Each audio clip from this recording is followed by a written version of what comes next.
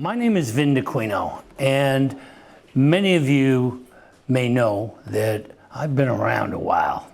I have been on the hunt for Sybil's rights, not civil rights, Sybil's rights, for almost 25 years. My book, The Call to Arms, was published in 2000 by Purple Mountain Press.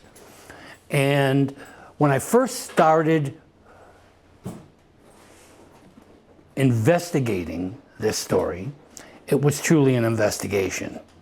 Because one of the things I discovered was that almost all of the biographical information we had on Sybil was wrong. And I was totally confused. I started researching, and there was a paragraph on Sybil that was very interesting. It said, after her famous ride, Sybil Ludington married her childhood sweetheart, Edward, or Edmund, or Henry Ogden. Depended on the article. Some called him Edward, some called him Edmund, some called him Henry. She was the mother of 6 children, 4 boys and 2 girls. Her husband was a lawyer in Catskill, New York. Her son was a hero in Kansas. She later moved to Unadilla, New York with her family. I checked 22 cemeteries for those 6 kids. If she had them, they were never buried. I also checked the law information in Catskill for her husband's business. If he was a lawyer, he was a horrible lawyer because he never tried any cases.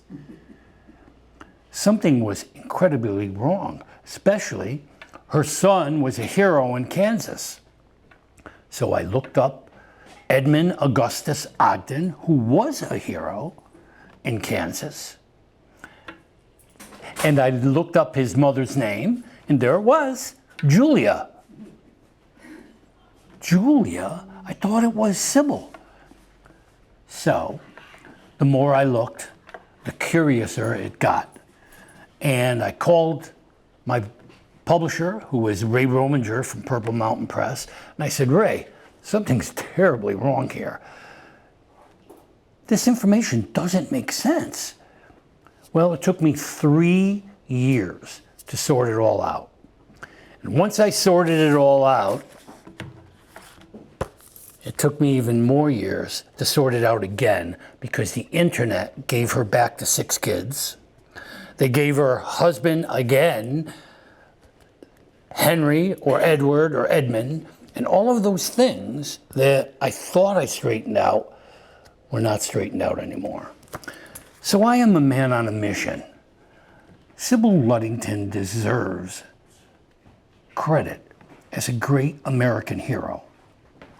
I'm going to open today with one of my favorite poems ever written. It was written by a man named Berton Braley. I am going to try to put this poem all over Facebook and all over anywhere I can to help people learn Sybil's story. The poem was written and published in 1940 in a newspaper by Berton Braley, and it goes like this. Listen, my children, and you shall hear of a lovely feminine Paul Revere, who rode an equally famous ride through a different part of the countryside, where Sybil Ludington's name recalls a ride as daring as that of Paul's. In April 1777, a smoky glow in the eastern heaven, a fiery herald of war and slaughter, came to the eyes of the colonel's daughter. Danbury's burning, she cried aloud. The colonel answered, 'Tis but a cloud reflecting the campfire's red. So hush, Sybil, go to bed. I hear the sound of the cannon drumming. 'Tis only the wind in the treetops humming. So go to bed, as a young lass ought, and give the matter no further thought. Young Sybil sighed, and she turned to go. Still, Danbury's burning, that I know. Sound of a horseman riding hard, the clatter of hoofs in the manor yard, feet on the steps, and a knock resounding as a fist struck wood with a mighty pounding. The doors flung open, a voice is heard. Danbury's burning, I rode with word. Fully half of the town is gone, and the British are coming on. Send a messenger, get our men. His message finished, the horseman then staggered wearily to a chair and fell exhausted in slumber there. The colonel muttered, And who, my friend, is the messenger I can send? Your strength is spent and you cannot ride, and then you know not the countryside. I cannot go, for my duty's clear. When my men come in, they must find me here. There's devil a man on the place tonight to warn my troopers to come and fight. Then who is my messenger to be? Said Sybil Ludington. You have me. You? Said the colonel, and grimly smiled. You? My daughter, you're just a child. Child? Cried Sybil. Why, I'm 16. My mind's alert and my senses keen. I know where the trails and the roadways are, and I can gallop as fast and as far as any masculine rider can. You want a messenger? I'm your man. The colonel's heart was aglow with pride. Spoke like a soldier. Ride, girl, ride. Ride like the devil, ride like sin. Summon my slumbering troopers in. I know when duty is to be done, that I can depend on the Ludington. So, over the trails to the towns and farms, Sybil delivered the call to arms, riding swiftly without a stop, except to rap with a riding crop on the soldiers' doors with a sharp tattoo, and a high-pitched feminine, "Hello! Up there, soldier, you're needed, come!" The British are marching, and then the drum of her horse's feet as she rode apace to bring more men to the meeting place. Sybil grew weary and faint and drowsing. Her limbs were aching, but still she rode until she finished her task of rousing each sleeping soldier from his abode, showing her father by work well done that he could depend on a Ludington. Dawn in the skies with its tints of pearl, and the lass who rode in a soldier's stead turned home, only a tired girl, thinking of breakfast and then of bed, with never a dream that her ride would be a glorious legend of history, nor that posterity's hands would mark each trail she rode through the inky dark, each path to figure in song and story as a splendid, glamorous path of glory, to prove as long as the ages run that you can depend on the Ludington. Such is the legend of Sybil's ride, to summon the men from the countryside, a true tale, making her title clear as a lovely, feminine Paul Revere. So, the poem, of course, was written in the style of another great poet, some of you may recognize, Henry Wadsworth Longfellow's Paul Revere's Ride. But the point is, Sybil Ludington made a famous ride. My battle has been with a number of people who said, hey, how do we know she took this ride? Do we have military records? Of course we don't have military records. Women were not allowed to be in the military. Well, but what about the family? Wouldn't her father have spread the word about this famous ride?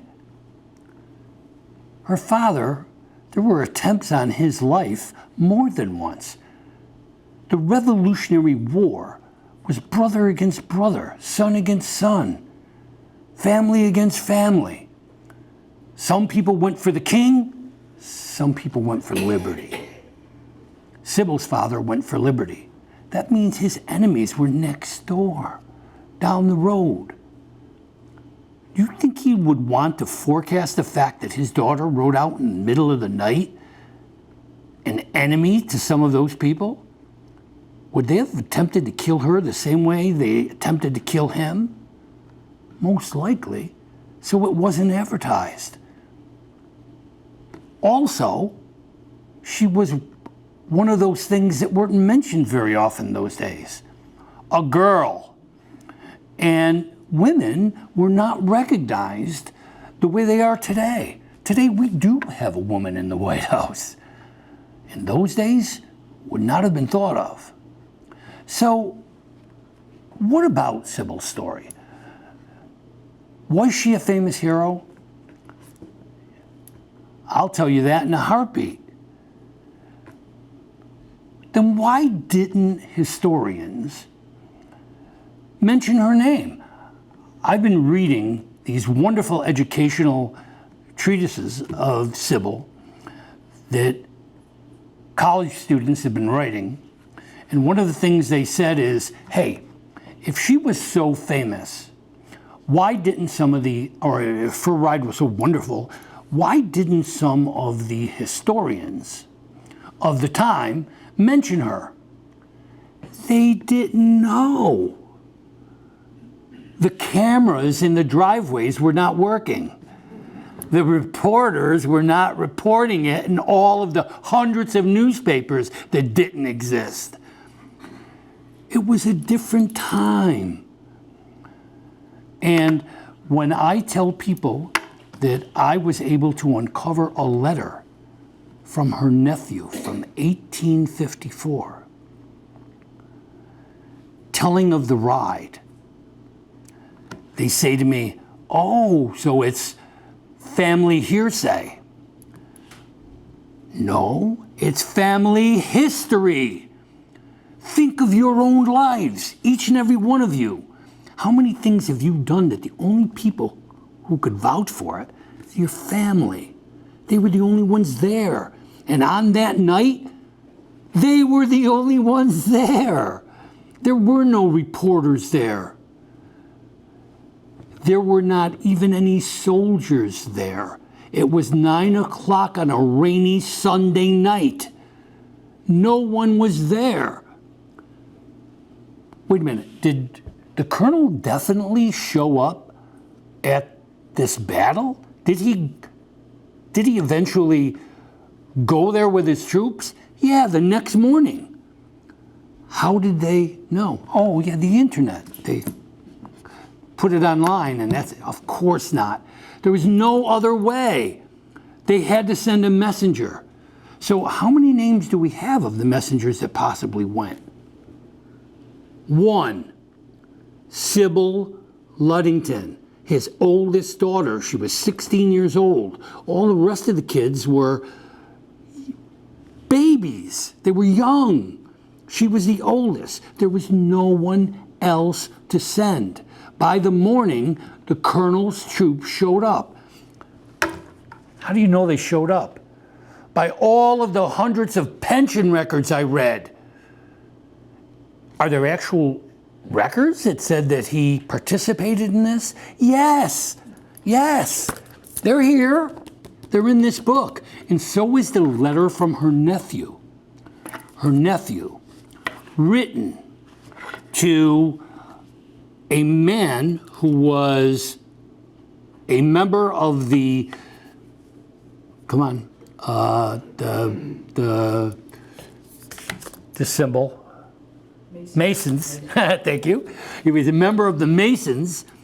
He was going to deliver a speech in Danbury for David Brewster, General David Brewster, who was killed in that battle. Now let me tell you about my frustration. When I went back in 2015 to look at the internet and see what was happening in there, I was so frustrated because one of the things they said is, A, Sybil never took the ride. B, the colonel never was involved in the battles. C, the battle was insignificant. General David Brewster was killed in the battle. Please don't tell me the battle was insignificant, and he was not the only one who died. There were other soldiers who were buried in Connecticut. Of course it was significant. Houses were burned, lives were changed forever. Don't tell me it wasn't significant. Also, they said the colonel wasn't even in the battle. Guess what? When you have pension records are documentation of events that occurred, military documentation. Sybil's ride may not have been documented, but the colonel's involvement was. It's in this book. I made sure that I put those pension records in here. So don't tell me that he wasn't involved. He was. Was his name specifically mentioned? Absolutely. Absolutely. And it's here. Now, what about, again, Sybil? Was Sybil the one to take this ride? And if she was, why didn't she tell anybody about it? I told you, here's what happened. Her father would never have allowed her to go broadcasting that. She could have been killed. She would have been considered a spy, a traitor to those people who believed in the king. Those were different times. The Revolutionary War was a very, very difficult time for America. We weren't even in the United States. These were people from England. Many of them were colonists.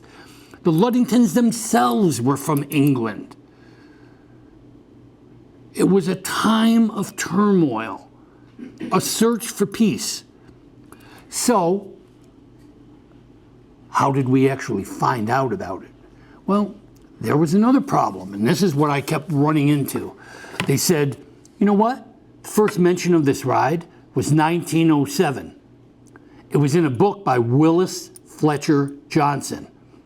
And he wrote about Sybil's ride. And when the DAR caught wind of this, they said, whoa, 16-year-old hero of the Revolutionary War? This kid needs to be recognized. So they put signs up and they fought for her. And a DAR member, a woman named Anna Hyatt Huntington, even created a statue in her honor. It wasn't all.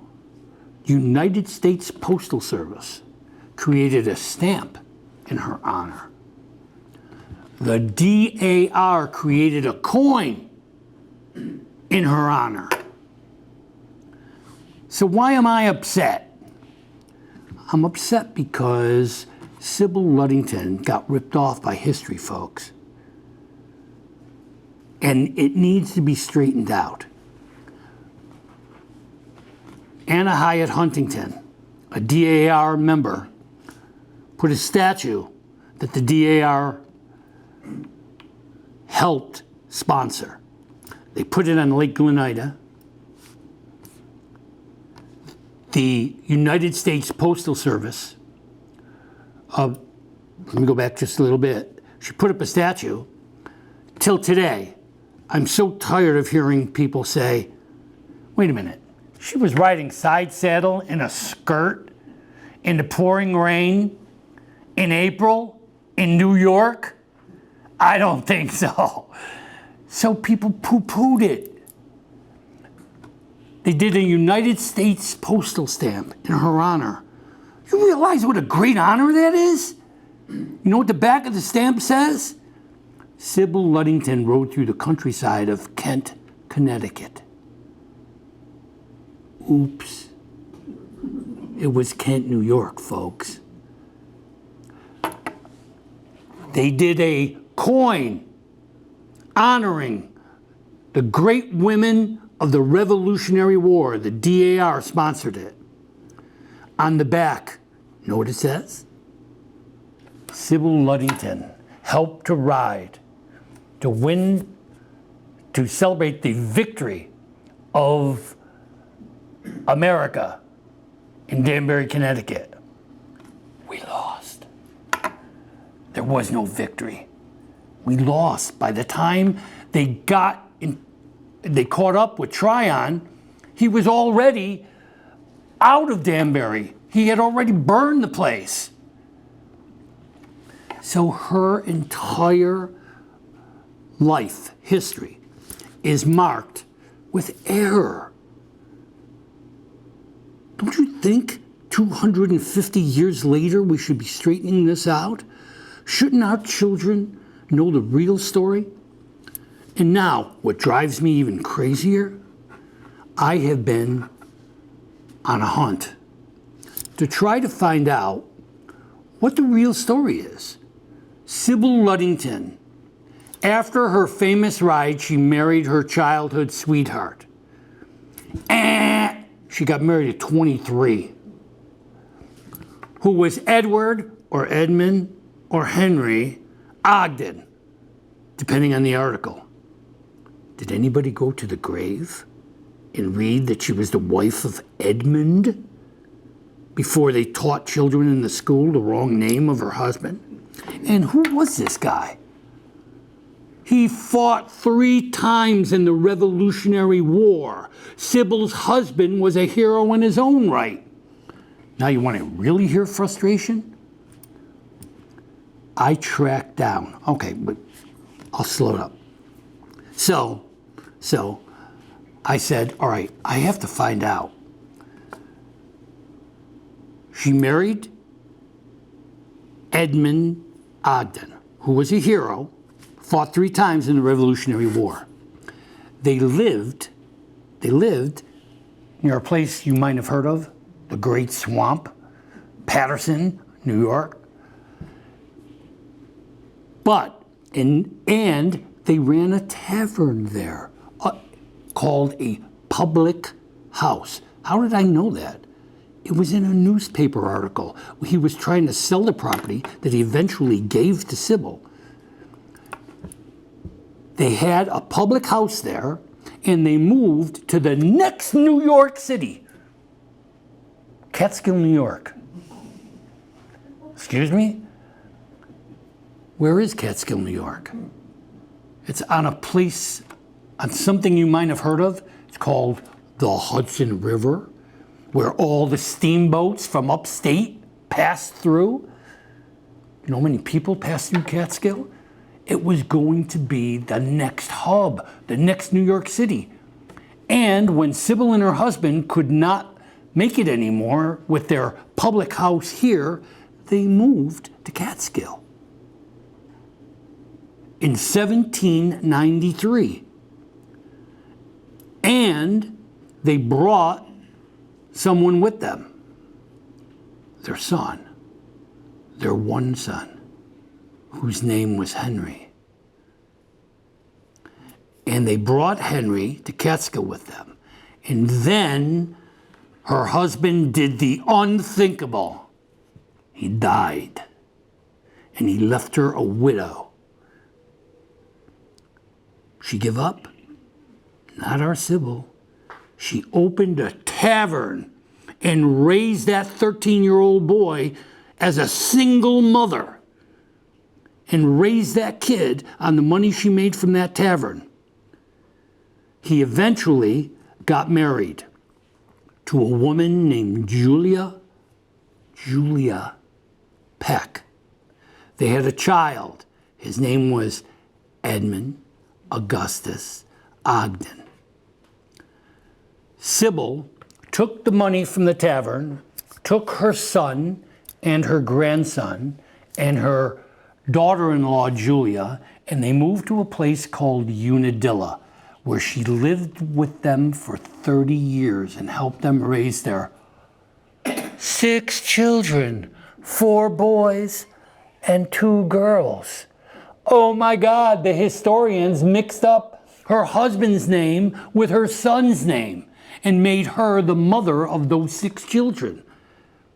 Oops. Her life was marked by error. So, one of the things I did for this book is I went hunting.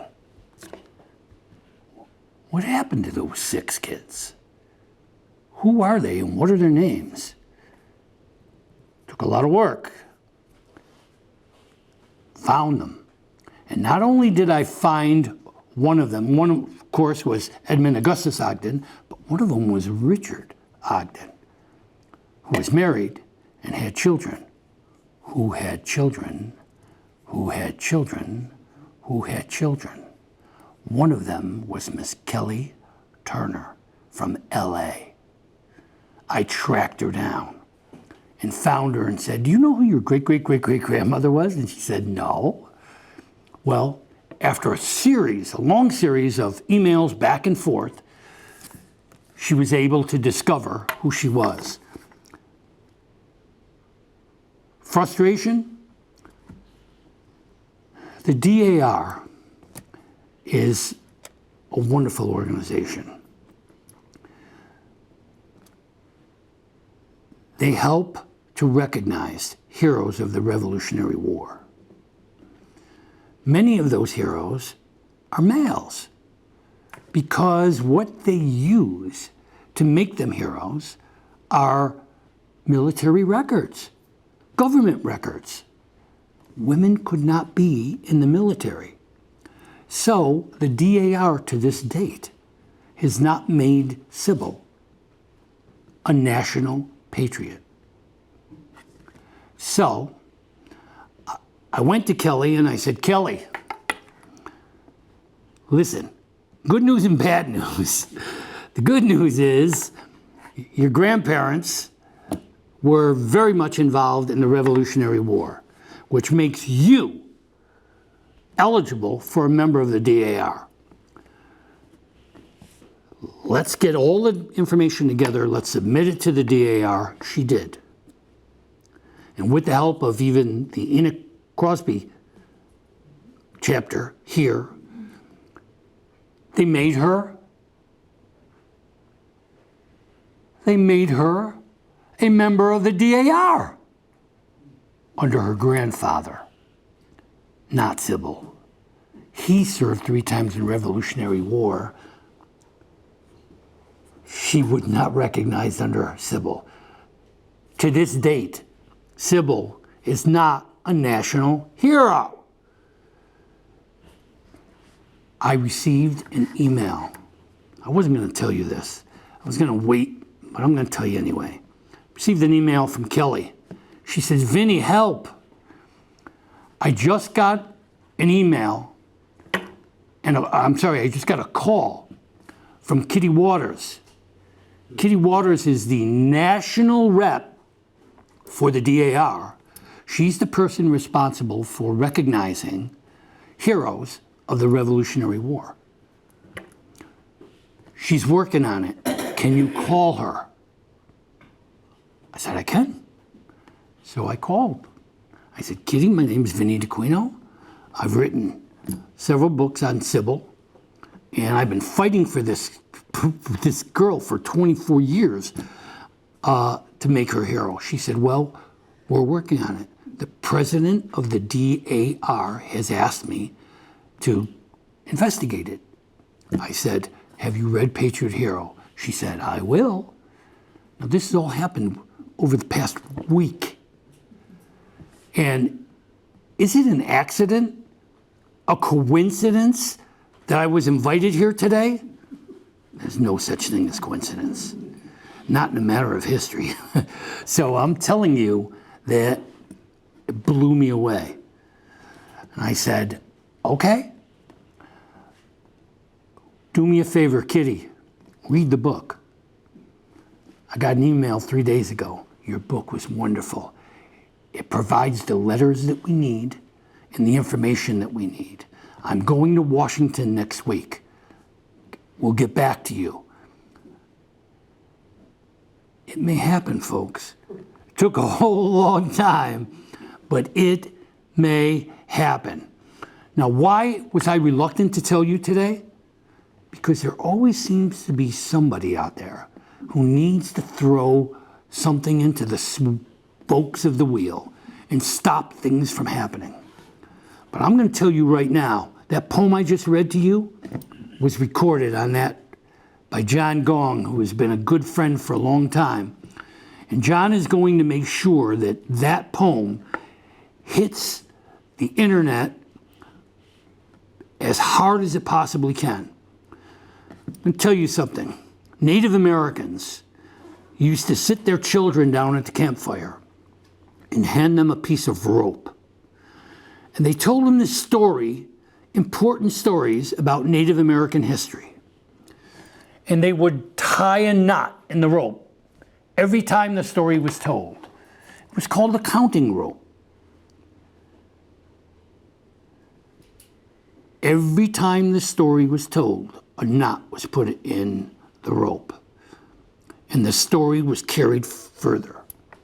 I just gave you a whole lot of information today, important information, and I told you that there was a young lady who was ripped off by history, not on purpose. It's the way it happens sometimes. Our job is to correct it, make it right. I gave you a rope. Tie a knot in it and spread that story. That poem's going to hit the airwaves this week. It's going to hit the internet. And one of the things above the poem says, there is a story that needs to be told. We need to get this out to as many people as possible. Listen to me. If we do not teach the children of today about their yesterday, we are spoiling a wonderful chance for their tomorrow. Spread the word. Did Sybil Ludington take the ride? Oh, one more thing, sorry. There's a very famous museum that does a magazine. Does anyone know what that? Smithsonian. The Smithsonian. Guess what, folks? I went to the Smithsonian and they said, Vin, we'll do an article on Sybil. You need to give us the information. I gave them the information I just gave you. Guess what the title of the article was? Did Sybil Ludington really take that ride? Are you kidding me? I finally made the Smithsonian magazine and they still carried the doubt. We need to erase the doubt. We need to erase the errors. And we need to put this woman in the proper place on her pedestal of history. Thank you. Yes, sir. Two things. One is, who wrote that poem? That poem was written by Berton Braley. You know what? Let me read you the little paragraph on Berton Braley. And the last was, I missed Yep. the introduction, so I didn't get your name. Oh, my name? My name is Vinnie Dacquino. I was a teacher for 35 years in the Westchester school system. I've been teaching writing and conducting writers' workshops for over 20 years to try to get people to tell their stories. Listen to me. The only way we found out about Sybil was through a family letter. What secrets do you hold? What great things has your family done that no one knows about? Why? Why? You are the keeper of your family history. It's your responsibility, your legacy. Your children deserve to know your past, good or bad. They need to know it belongs to them. And if it wasn't for Charles, that never would have gotten out. Probably didn't finish telling you that Charles wrote a letter to this, oh yeah, I did tell you, that he, on the commemoration of this statue for David Brewster. And he wrote a letter and said, listen, when you get up there on that pedestal and you talk about David Brewster, could you mention my grandfather and my Aunt Sybil? Because they were very much a part of that battle. I have the letter. And his sister also wrote a letter. You know what she said in there?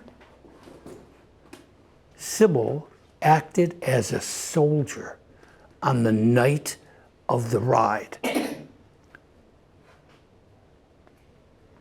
The Charles was Sybil's brother's son.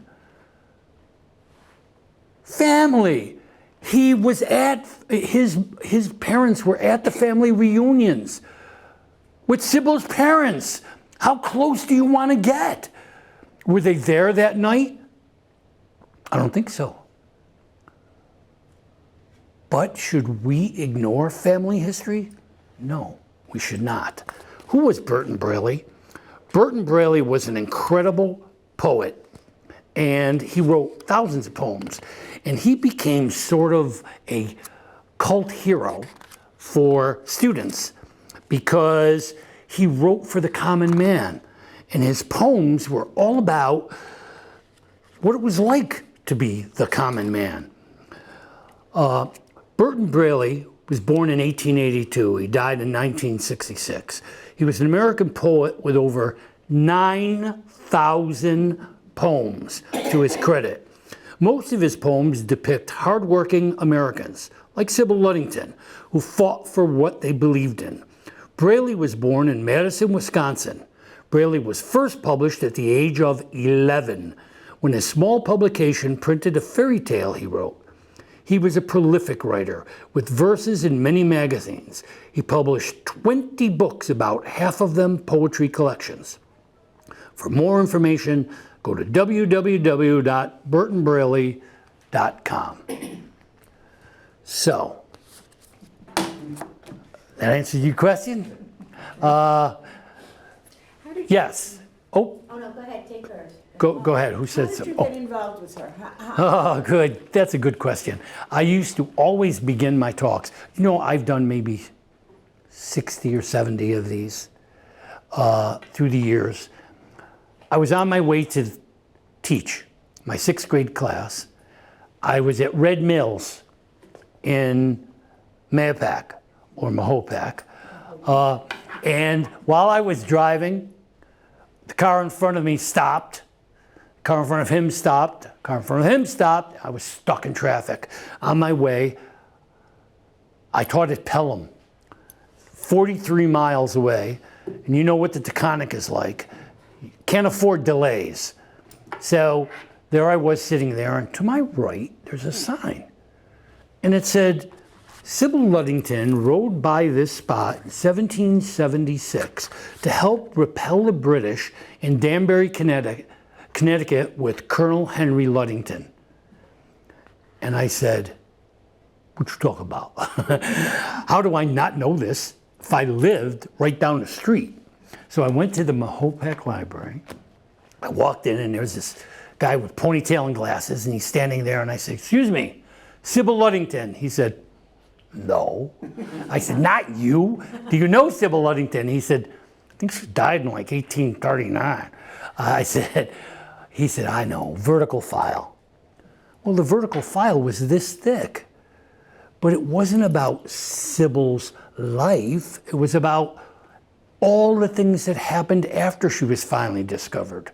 The parades, the statues, the stamp, all of those things.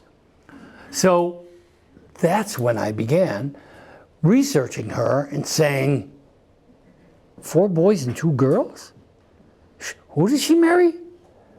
What was he? And it took me 3 years to write that book on Sybil. Then it took me another 20 to correct it.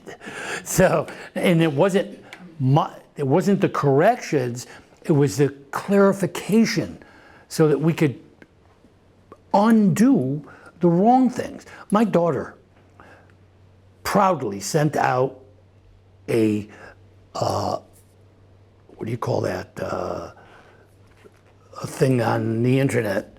Evite? A what? Evite? Yeah, she sent it out and it was the 4 covers of my books.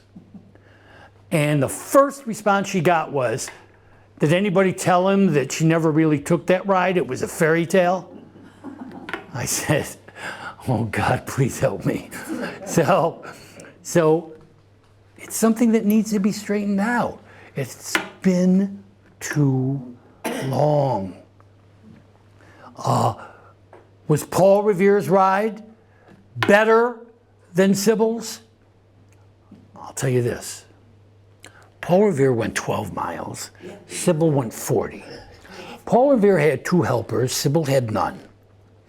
Paul Revere got caught. Sybil didn't. Why are we honoring him instead of her? Let's honor both of them. Any other questions? Yes. Just quick, just like when you were talking about coincidences, I didn't know about the shade that was thrown as to whether this happened or not until literally 3 days ago. My sister-in-law, she's a professional shade thrower. She was from Chicago, and she was coming in, and I don't know, we both grew up in Mayapack, so we both love Sybil, but she actually said just the other day, so did you hear now that they're saying that never happened? Did something just come out recently? I don't know how she would have known about that just this week, 3 days before you. It is all over the internet. Unfortunately, go type in Sybil Ludington. There was a time 10 years ago when you typed in Sybil Ludington, my name came up first with the call to arms. But over the years, people began to question it. And again, it all ties back to this. The first mention was 1907. It was not. The first mention was 1880. And the mention before that was 1853. 53, 57. That's exactly what she said. She said the first mention was 1907. She did say that. Yes. Something's out there. Yeah, it's out there, and what happens is, the problem with the internet is that when people read something, they believe it. Do they research it? No. I've been researching for 24 years, and there's still stuff I haven't found. Hey, wait a minute. How did you find the letter from the Sun? Oh my God, I got invited. You ready? I got invited to the Ludington family reunion when the first book first came out back in 2000. One of the people I met there was Jane Ludington. When I was doing the research for Sybil, I went to the library in Manhattan on 77th Street, the New York State History Museum. And I was researching the Ludingtons, and the guy who was in charge of all these documents said to me, you know, you've been here quite a few times. What are you looking for? I said, you know, I'm trying to track down Sybil Ludington and information about her. He said, did you check the Ludington family papers? I said, the what? He said, the Ludington family papers. They were donated here in 2015 by Jane Ludington. So immediately, I checked the records, and there they were. Incredible letters. It was amazing. I called Ron Ludington, who was sort of the patriarch of the Ludington family in Canada, because I had gone to a reunion in Ludington, Michigan. And Ron was there, and I had talked to Ron, and I said, Ron, Jane Ludington. He says, Vinny, you met her at the New Haven reunion in New Haven, Connecticut. I said, could she have donated incredible letters from the Ludington family? He says, I suppose so. Why? I said, because they're in the thing. He said, call her. said, she's still alive? He said, I hope so. So I called her and I said, excuse me, I'm trying to contact Jane Ludington. I'm doing some research. I did a book called Call to Arms. She says, yes, Vin, I have that. Remember we met in New Haven? I said, did you donate some letters, incredible letters, to the museum? She said, yes, in 2015, they were in our carriage house in Lyme, Connecticut, and they were in the filing cabinet downstairs of the carriage house, and mice were getting at it. I knew I had to do something with them, so I donated them to the museum. Never advertised, just donated the whole load of these letters. I spent weeks going there every day reading all of these letters. I said to the DAR, what more do you want? We have family letters. It's not family hearsay. It's family history. We have the letters. So, cross your fingers and do your job. Spread this word. But be careful. Give me a chance to get it out there, because I don't want anybody spoiling this. I'm hoping that the DAR will follow through. The last thing that Kitty said to me was, we're going to do this. So let's hope that that's true. She's in Washington as we speak, trying to get together all of the documentation that we need. Yes? Born and raised here, Sybil Ludington, believer, had a substitute teacher. Whenever she came in to substitute, the topic was write an essay about Sybil Ludington. Yeah. So my question is, if she was in this tavern in upstate New York, is she really buried in Patterson at the family? Yes, she is. I'm going to break your heart. I'm going to break your heart. Sybil Ludington had one child, Henry. She ran that tavern. Guess what happened to that 13-year-old boy she raised as a single mother? He became a lawyer and a New York State Assemblyman. Single mother raised that boy to be a lawyer and an assemblyman. And then she helped him go to school. What the heck was the name of that school? Oh yeah, West Point. You know what happened to that boy? He went to the Army, fought in the Army, several battles, was put in charge of a fort in Kansas, Fort Riley. Cholera broke out. Women and children died. And so did he, trying to help them. At 44 years old and 55, he died of cholera. A hero.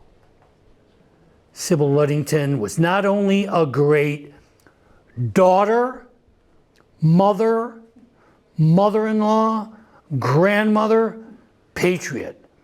She is not to be recognized for a one-night stand. She is a great American who lived a great life, who knew how to take care of her family, and knew what everybody in this room knows. We belong together, and we need to stick by our family and our country. She did. We want to give our kids a hero, give them Sybil Ludington. Yes? Where will this be posted on the internet? The poem, etc. The poem will be posted. John, did you hear that question? YouTube and Vince's website, and on Facebook as well, but primarily. And you need to put it on every website that you know, including the Putnam County Historian's Office, including Southeast Museum, every single place we possibly can. The Kent Historical Society. So, am I done? No, I'm not done. Because there's a dream that I share with the Kent Historical Society. You want another one, folks? Let me give you one more. They built rebuilt, restored Sybil Ludington's mill, her father's mill. And in the 1970s, an arsonist burned it to the ground just before the ribbon cutting. And that replication of that mill disappeared. For years, the Kent Historical Society has been trying to rebuild that and make it happen again. They want a museum in honor of Sybil Ludington. Let me tell you something. If the DAR does make her national hero, you're going to see a mill and you're going to see a museum, because I'm going to make darn sure that people don't donate to non-profit Kent Historical Society. It's a wonderful cause, and hopefully the DAR will help spread that word, and we can get her the place she deserves. The kids in this county need to know that one of their 4 sisters was a hero, somebody who was born right where they were. Any other questions? Good group, no homework. But she is buried in Patterson. Oh, I'm sorry. Oh, that was the question. So listen. So I'm going through the letters.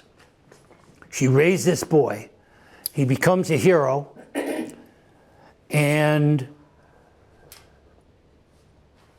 she is in the house with her son for 30 years. And now he is on his deathbed. And she writes a letter to her brother saying, "By now you've heard that my son has passed. Thankfully, I did not have to reach and close his eyes." She stayed by that boy from the day he was born to the day he died. And she died herself 2 years later. Incredible mother. Supported and stood by her son and all of his children her whole life. A person that we need to learn about, know about, and honor. Now that I answer? But she is buried there. I mean, I just thought it was like, Wait a minute. if she was in Catskill. So Yeah. what happened next? Well, he died, and she didn't have to close his eyes, and they were broke. They were left with nothing. She was taken by buckboard from Unadilla and buried in Paterson, New York, with her father, her mother, her sister, her brother-in-law, and one of her brothers. And yes, she is buried in Paterson, New York. She remains there to this day. Huge gravestone. Yeah. You have to look for it. Her father served this country his entire life. He died in his 80s. He was a colonel. He fought in the war. He was Justice of the Peace. You've seen his statue, haven't you? No. There is no statue, and there is no plaque. And her grandson gave his life. You must have seen the statue in Unadilla. She lived there for 30 years. You surely saw the plaque that said Sybil Ludington lived here. It's time, folks. Give her the credit, and her family the credit they deserve. Yes. Isn't there a monument in Kansas to the son? Yes, there's a wonderful monument to her grandson in Kansas. And they even sent a stone and paid for it to Unadilla, but it's his. I've never heard of it. Oh, you're going to love Unadilla. Oh my God. Unadilla is just outside of Oneonta. And when you go on Route 88, I said, holy cow, this place must be huge. There's 2 exits.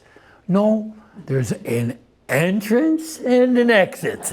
And it's like one road that goes through. It was a little itty bitty town up in the middle of almost nowhere. And to this day, population is probably like 200, you know. And that's where she lived for 30 years. Virtually unknown. People say, well, listen, if she was this great hero, then why didn't she tell people about it? Because she didn't know. It wasn't recognized until her nephew wrote the letter in she died in 1839. He wrote the letter in 1854. So none of these historians knew about her. That's why they didn't talk about it. They didn't know about the ride. It wasn't made public until finally in 1880, when it was published in a book called History of New York City. So, is that a question? Did I answer it? Yes. I wish you can get a little more emotionally involved in this. Yes. You notice I have no passion for this subject. It's been a 24-year ride. I think we finally, thank you for coming. Sybil Ludington. I think you get it. It's time. So if you have any connections with the internet, if you're the kind of person who loves doing blogs, you heard a lot of stuff today. Go ahead and share it. Get it out there. It needs to be known. And we're going to get it out and give her due. Any other questions? Now, good news and bad news. Good news is I have some of the children's books that I wrote today. I have this also, copies of this, a children's book. And gee, could there possibly have been a snag? Of course there is. I ordered books for today in case anyone was interested in buying one. And the UPS sent me a thing saying that perhaps they'll arrive sometime later today. So. Maybe the DAR got them first. The what? Maybe the DAR had a big one. Yeah, maybe the DA bought them from the UPS. I don't know. In any case, I do have 2 copies of this. That's it. They are available online. And if any of you are interested, just give me your phone number or I'll give you mine. Give me a call. When I get home, they should be there. If you're interested, I'll come here to the library maybe sometime tomorrow and drop off a copy for you. These are $20, these are $10, and these are $5. And I'll be certainly happy to autograph them for you. Any other questions?